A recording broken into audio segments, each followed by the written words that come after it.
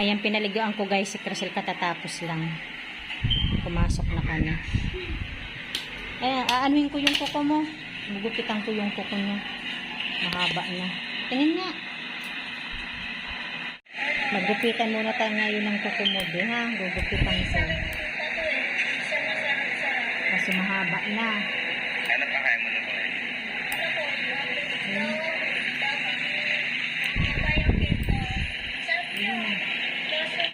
Ayan, natapos ko na din gupitan. Diba, malinis na. Aba, may nunal ka pa dito, ah. Alam, gusto mo mais? Naglaro ka na. Suklayan pala kita, be. Hindi pa kita nasuklayan. Halika.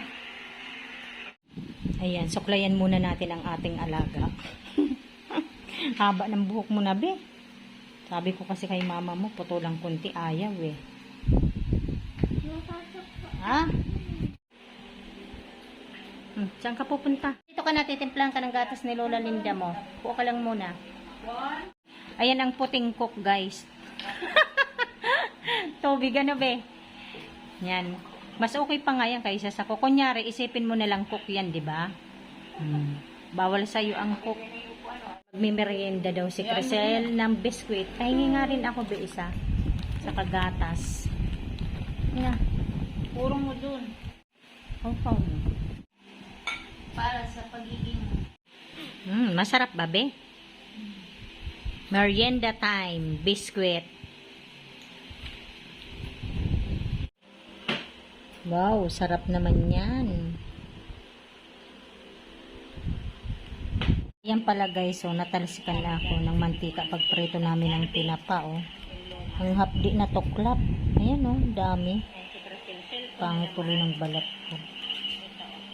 Be, nagdo-drawing ka? Patingin nga ng drawing mo. Yan pala, oh. Mahilig siya mag-drawing, guys. Si Crisel, oh.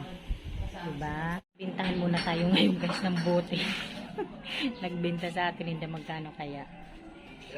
Ilan ba lahat yun, Ate Linda? 9 daw. Ate Linda, yung mga halaman mo, tuyo na. Tignan natin kung magkano, guys. Ito. Magkano ka, Ate Linda? Sobra. Ganyan. 20 pesos. Siyam. Ilan na binta mo? 5 piso. Oh my God. Ayan guys, binabalatan na ni Ate Linda yung bunga ng malunggay. Dika dito, be, Crisel. Hanggang dito na lamang. Maraming salamat po sa inyong lahat sa panonood sa aming channel. God bless everyone. Bye.